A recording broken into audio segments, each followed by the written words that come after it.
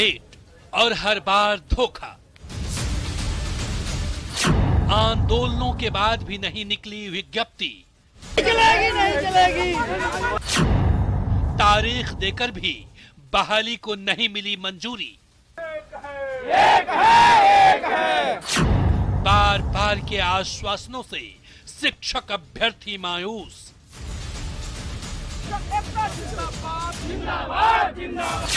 हर बार क्यों सूख जाती है हस्ताक्षर वाली स्याही? शिक्षक अभ्यर्थियों को सरकार पर भरोसा क्यों नहीं? नमस्कार, बहुत स्वागत है आपका अपना बिहार के इस बुलेटिन में। आपके साथ मैं हूं सोनाली सिंह। कवि धूमिल की कविता है, एक आदमी रोटी बोलता है, एक आदमी रोटी खाता है, एक तीसरा आदमी भी है जो न रोटी बोलता है न रोटी खाता है, वह सिर्फ रोटी से खेलता है। मैं पूछता हूं कि यह तीसरा आदमी कौन है? मेरे देश की संसद मौन है। ये सीधी सादी पंक्तियां उस व्यवस्था पर चोट करती हैं जो लोगों के भूख से खेलती है, उनके भय से खेलती है, बार बार वादे करती है, उसका मजाक उड़ाती है। शिक्षक अभ्यर्थी आज कुछ ऐसा ही महसूस कर रहे हैं। उन्हें बार बार आश्वासन दिया जाता है, उनको भरोसा दिलाया जाता है, उनकी बेहतरी की बात कही जाती है, लेकिन हर बार उन्हें धोखा मिलता है।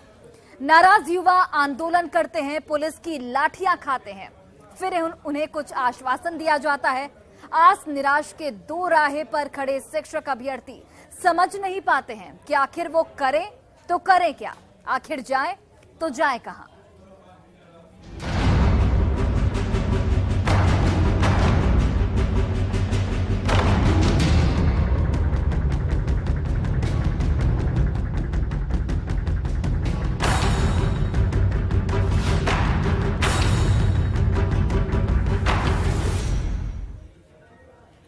तो बार बार के आश्वासनों के बावजूद जब शिक्षक अभ्यर्थियों के लिए बहाली नहीं निकली, जब कैबिनेट से नई नियमावली को मंजूरी नहीं मिली, तो शिक्षक अभ्यर्थी अब आर पार के मूड में आ गए हैं। शिक्षक अभ्यर्थी आज से पटना में महा आंदोलन करेंगे। पटना में राज्य भर से शिक्षक अभ्यर्थी जुटेंगे। शिक्षक अभ्यर्थियों ने सरकार पर वादा खिलाफी का आरोप लगाया है। अभ्यर्थियों ने शिक्षा मंत्री चंद्रशेखर को लिफाफा मंत्री बता दिया है। साथ ही कहा है कि इस बार वे बैकफुट पर नहीं जाने वाले हैं। वही मांग पूरी नहीं होने पर चुनाव में सबक सिखाने की भी चेतावनी दी गई है। तो आज से शिक्षक अभ्यर्थी महा आंदोलन पर जा रहे हैं। 7वें चरण की बहाली की मांग उनकी ओर से लगातार की जा रही है। हालांकि यहां पर सवाल ये भी उठता है कि शिक्षक अभ्यर्थियों को सरकार पर भरोसा क्यों नहीं है? आज से महा आंदोलन की शुरुआत, 7वें चरण की बहाली की मांग। कल विधानसभा का शिक्षक अभ्यर्थियों की ओर से घेराव किया गया था। शिक्षक अभ्यर्थियों को सरकार पर भरोसा क्यों नहीं? हम ये सवाल बार बार इसलिए पूछ रहे हैं क्योंकि लगातार सरकार की ओर से आश्वासन तो दिया जाता है, लेकिन अभी तक 7वें चरण की बहाली की प्रक्रिया की शुरुआत नहीं हो पाई है और इसीलिए अब शिक्षक अभ्यर्थी आंदोलन पर उतर आए हैं। साथ ही आर पार के मूड में अब नजर आ रहे हैं। हम शिक्षक अभ्यर्थियों को रोड पे उतरने के लिए विवश आप लोग किए हैं, क्योंकि पटल पे कभी हम लोग को गुड न्यूज नहीं दिखा है। तो मैं बिहार गवर्नमेंट से भी एक बात कहना चाहती हूँ तमाम शिक्षक अभ्यर्थियों के द्वारा कि अगर षड्यंत्र रचने का आपका हुनर कमाल है, अगर षड्यंत्र रचने का आपका हुनर कमाल है, तो टकराने का हमारा साहस और भी लाजवाब है। हम लोग आ रहे हैं और विज्ञप्ति लेके जाएंगे। तो अब देखिए, इधर शिक्षा मंत्री चंद्रशेखर ने अभ्यर्थियों के आंदोलन को व्यर्थ बता दिया है। साथ ही उनकी ओर से कहा गया है कि सरकार बहाली को लेकर खुद चिंतित है और पारदर्शी, भ्रष्टाचार मुक्त और फर्जीवाड़ा मुक्त नियोजन नीति पर काम चल रहा है। सुनिए उन्होंने क्या कुछ कहा। देखिए, तो उनका अख्तियार है ना, वो आंदोलन जो अपने डिमांड के लिए आएगा बेचारा आंदोलन करेगा, लेकिन आंदोलन करना व्यर्थ है। सरकार खुद ही उसमें चिंतित है। हाँ, ये प्रक्रियात्मक कार्रवाई होती है तो उसमें कुछ कुछ बातें आती है। पारदर्शी, भ्रष्टाचार मुक्त, फर्जीवाड़ा से मुक्त ऐसा कोई नियमावली बने, इसी के दिशा में काम हो रहा है। कोई टाइम टेबल है सर, कब तक हो पाएगा सर? जल्द से जल्द होगा, चिंता मत करिए। और चलिए इस खबर पर अधिक जानकारी के साथ हमारे सहयोगी रजनीश जुड़ चुके हैं। सीधे उनका रुख करते हैं। रजनीश, शिक्षक अभ्यर्थी आज से महा आंदोलन कर रहे हैं और आज से सरकार को एक तरह से उनकी ओर से अल्टीमेटम भी दिया गया है कि जल्द से जल्द 7वें चरण की बहाली की प्रक्रिया की शुरुआत की जाए, नहीं तो वो उन्हें सबक सिखाएंगे चुनाव में। क्या कुछ तैयारियां वहां पर शिक्षक अभ्यर्थियों की ओर से देखने को मिल रही है? मैं पीछे भी आपके देख रही हूँ कि शिक्षक अभ्यर्थी खड़े हैं, जरा उनसे बात कीजिए। क्या कुछ मांगे हैं और किस तरीके के मूड में, आर पार के मूड में वो नजर आ रहे हैं?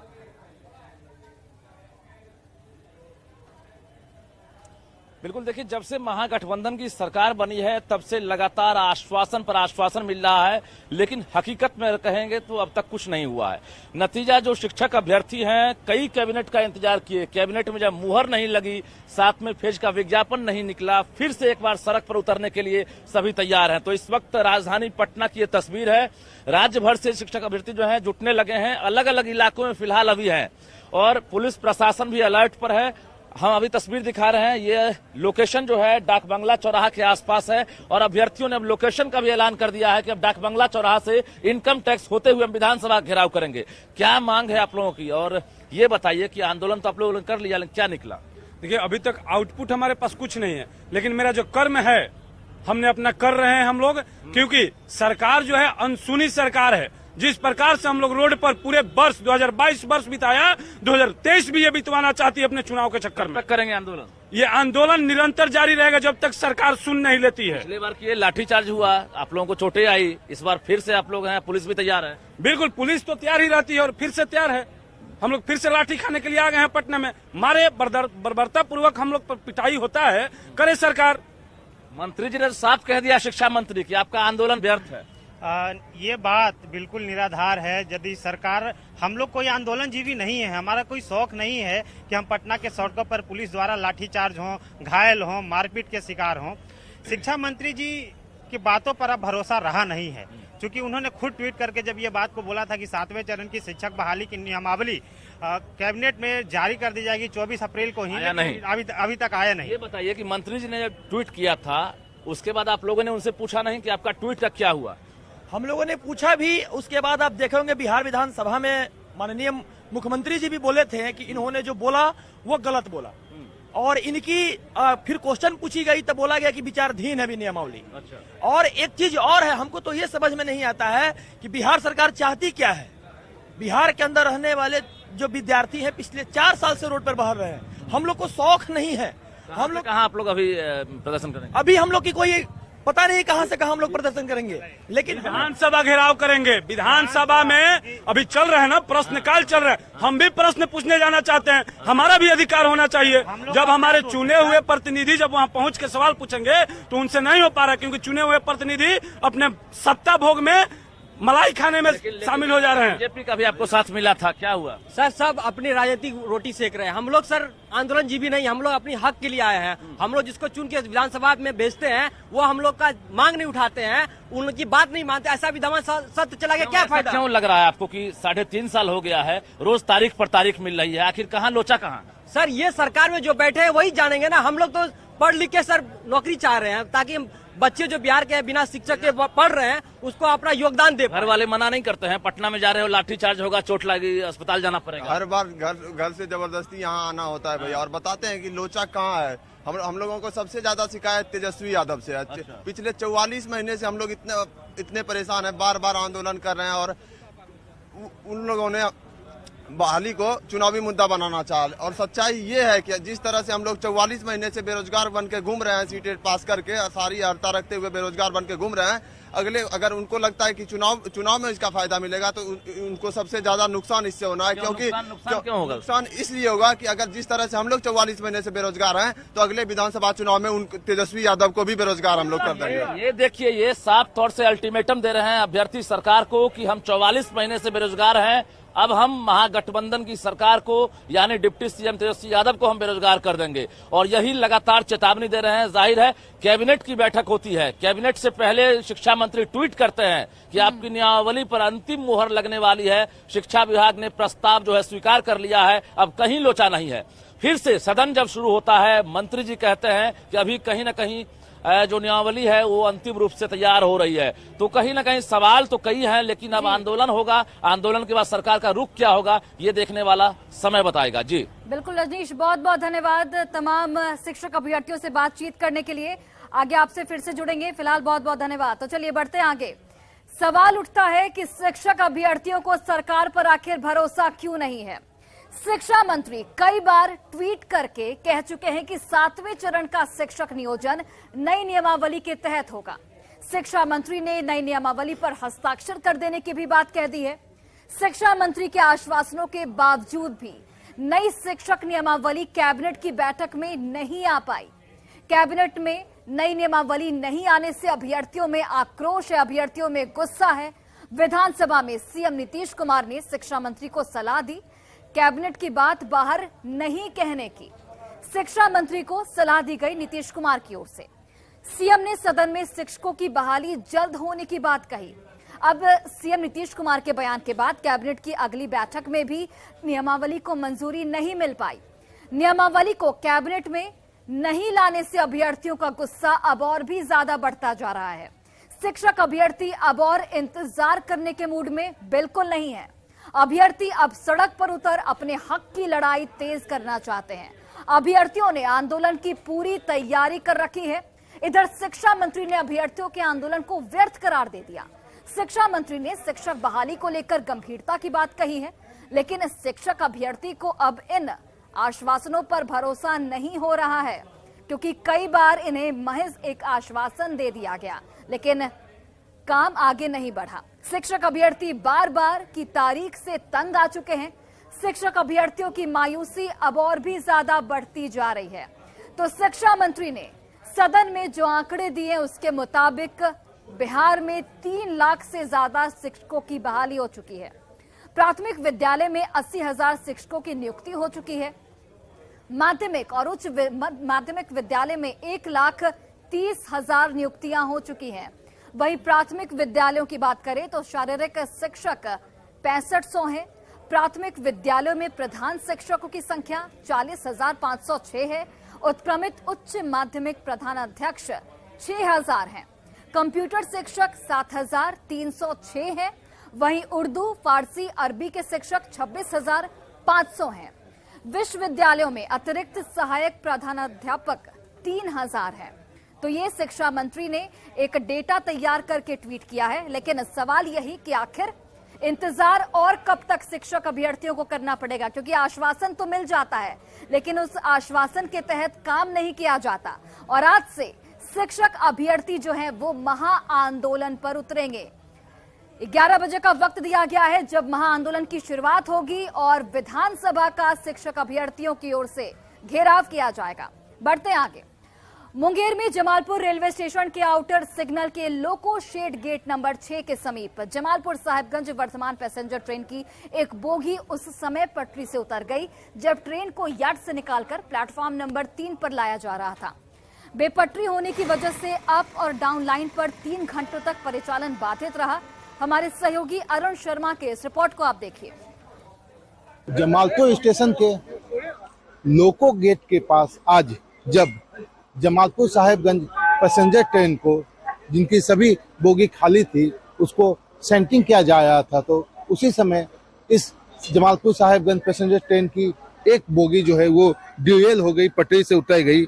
उतरने के बाद जो है अब तक जो है अप और डाउन दोनों लाइन जो है वो काफी समय से बाधित है। लगभग अभी 3 घंटे हो गए हैं। 3 घंटे से दोनों लाइन बाधित और कई मुख्य ट्रेनें जो है विभिन्न स्टेशनों पे खड़ी। आप देख सकते हैं कि जो भी रेलवे के जो भी स्टाफ है वो बोगी को जो है पटरी पे लाने की कवायद उन्होंने स्टार्ट कर दी है और उसके लेके जो है जो उनकी मशीनें हैं और जो मैन पावर है सब लगे हुए हैं ताकि जल्द से जल्द जो है बोगी को जो है वो पटरी पे लाके पुनः दोनों अप और डाउन दोनों लाइन को चालू किया जा सकता है। लगभग 6:30 की घटना है। उस समय सेंटिंग से वो 3 नंबर प्लेटफॉर्म पर जाती है ट्रेन, खाली बोगी थी और मुख्य अप डाउन के मुख्य पॉइंट पर एक बोगी की पूरी पटरियां डिरेल हो गई। जो बोगी जो पटरी से उतरी है, जो रेलवे के स्टाफ है उसको पटरी पे लाने की कवायद जो है काफी तेज कर चुके हैं। हालांकि अभी काफी समय लगेगा क्योंकि एक पूरी बोगी जो है वो जो है पटरी से उतर चुकी है और जल्द से जल्द इस लाइन को चालू हो। इसके लिए रेल स्टाफ पूरे अपने तन मन से लगे हुए हैं ताकि जल्द से जल्द जो है अप डाउन लाइन दोनों चालू हो सके। अरुण शर्मा, न्यूज 18 मुंगेर। और वही देखिए, गोपालगंज में बारिश आफत बनकर आई है। बारिश के बीच हुए ठनका से एक मजदूर की मौत हो गई, जबकि 4 गंभीर रूप से झुलस गए हैं। घटना कुचायकोट थाना क्षेत्र के महुआ गांव की है। सभी जख्मी लोगों को फिलहाल इलाज के लिए सदर अस्पताल के इमरजेंसी वार्ड में भर्ती कराया गया है। वहीं डीएम ने वज्रपात के इस मौसम में लोगों से सावधानी बरतने की भी अपील की है। सदर अस्पताल से इस खबर पर अधिक जानकारी दे रहे हैं सहयोगी गोविंद कुमार। तेज बारिश के साथ वज्रपात भी शुरू हो गई है और ऐसे में आज वज्रपात से एक मजदूर की मौत हो गई है और 4 ऐसे मजदूर हैं जो गंभीर रूप से झुलस गए हैं, जिन्हें सदर अस्पताल के इमरजेंसी वार्ड में इलाज के लिए भर्ती कराया गया है। मजदूरों के परिवार के भी यहाँ सदस्य हैं, इनसे बात करते हैं। ये कहाँ ठनका गिरा है? ये महुआ भट्टा वगैरह है। वो बारिश होने से पहले बिजली चमका, उसके बाद से ये लोग काम कर रहा था, गिर गया बिजली, एक का मौत हो गया, 3 लोग घायल है। ईट भट्टा पे काम कर? हाँ, कहाँ के रहने वाले? रांची का है। रांची के रहने वाले जी। क्या नाम है आपका? राजू अंसारी नाम है। तो ये ईट भट्टा संचालक के परिवार के हैं और अंदर भी आपको हम तस्वीरें दिखा रहे हैं जहाँ पर इस वक्त जो ठनका गिरा है उससे संबंधित जो मरीज हैं वो भर्ती है और उनका इलाज चल रहा है। ये सदर अस्पताल के इमरजेंसी वार्ड की तस्वीर है। आप यहीं से तस्वीरों में देखिए कि जो ठनका गिरा है उसके मरीज जो हैं, जो बीमार लोग हैं, ठनका गिरा है उससे संबंधित जो झुलसे हुए लोग हैं उनका इस वक्त इलाज चल रहा है। और बताया जा रहा है कि आज सुबह सुबह बारिश के बीच ठनका गिरा और ठनका गिरने से ईंट भट्टा पर काम कर रहे 4 से 5 मजदूर हैं जो चपेट में आ गए। इसके बाद एक मजदूर की मौत हो गई जो झारखंड के रांची के रहने वाले हैं। और अंदर सदर अस्पताल के जो इमरजेंसी वार्ड है यहाँ पर डॉक्टर भी हैं, हम डॉक्टर से ही बात करते हैं। ये मजदूर है, इनका इस वक्त इलाज चल रहा है और ठनका गिरने से ये जख्मी है और इन्हें भी अस्पताल के इमरजेंसी वार्ड में लाया गया है। हम डॉक्टर से ही सीधे बात करते हैं कि क्या कुछ स्थिति है जो मरीज हैं उनके। सर, ठनका से कितने मरीज आए? इलेक्ट्रोक्यूशन का 4% आया है, इसमें एक ब्रॉड डेड है और वही इलाज चल रही है। कितने का इलाज चल रहा है? 3 आदमी का इलाज चल रहा है। क्या कंडीशन है उनकी?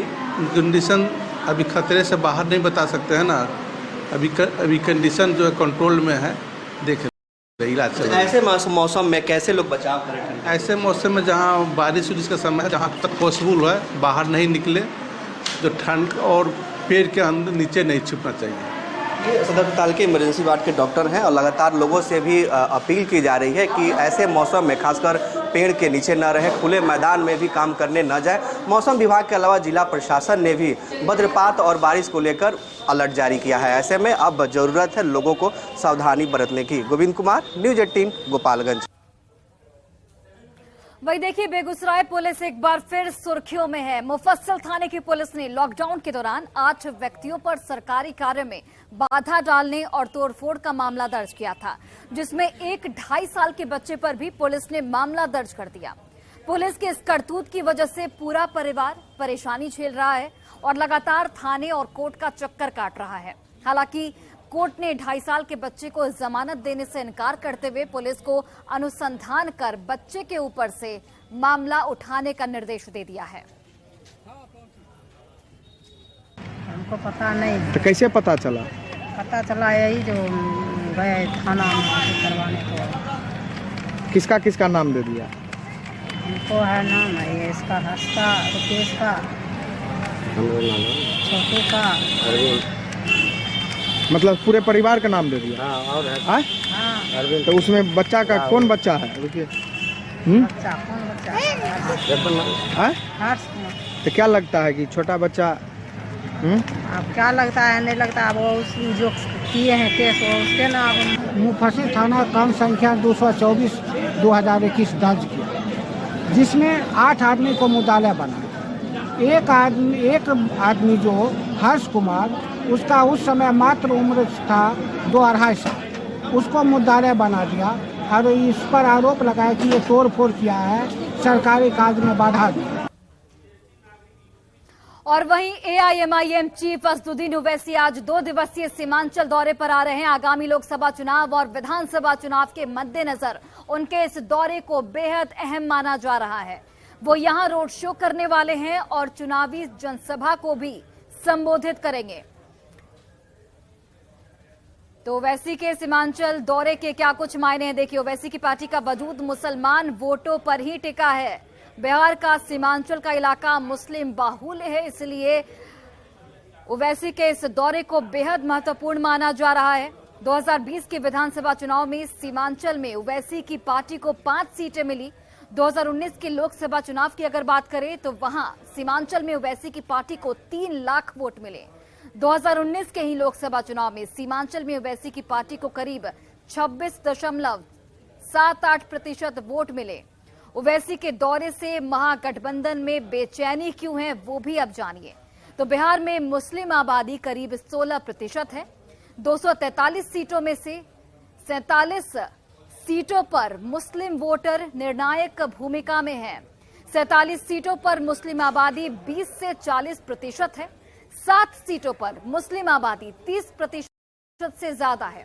बिहार की 11 सीटों पर मुस्लिम वोटर 40% से ज्यादा है। सीमांचल इलाके में मुस्लिम आबादी 40 से लेकर 70% तक है। सीमांचल क्षेत्र में लोकसभा की 4 और विधानसभा की 24 सीटें हैं। आरजेडी मुस्लिम मतदाताओं को अपना वोट बैंक मानता रहा है। जेडीयू की भी मुस्लिम वोटों पर अच्छी पकड़ है। ऐसे में ओवैसी की एंट्री से महागठबंधन में खलबली मची हुई है। गोपालगंज और कुढ़नी विधानसभा उपचुनाव में एआईएमआईएम ने महागठबंधन का खेल बिगाड़ दिया था। गोपालगंज में एआईएमआईएम को करीब 12,000 वोट मिले थे और बीजेपी ने 1794 वोटों से जीत हासिल की थी। तो इस दौरे को बेहद महत्वपूर्ण माना जा रहा है और 2024 के मद्देनजर ओवैसी के दौरे से अब महागठबंधन में खलबली मची हुई है। तो फिलहाल इस बुलेटिन में बस इतना ही। आप देखते रहिए न्यूज़ 18 बिहार झारखंड।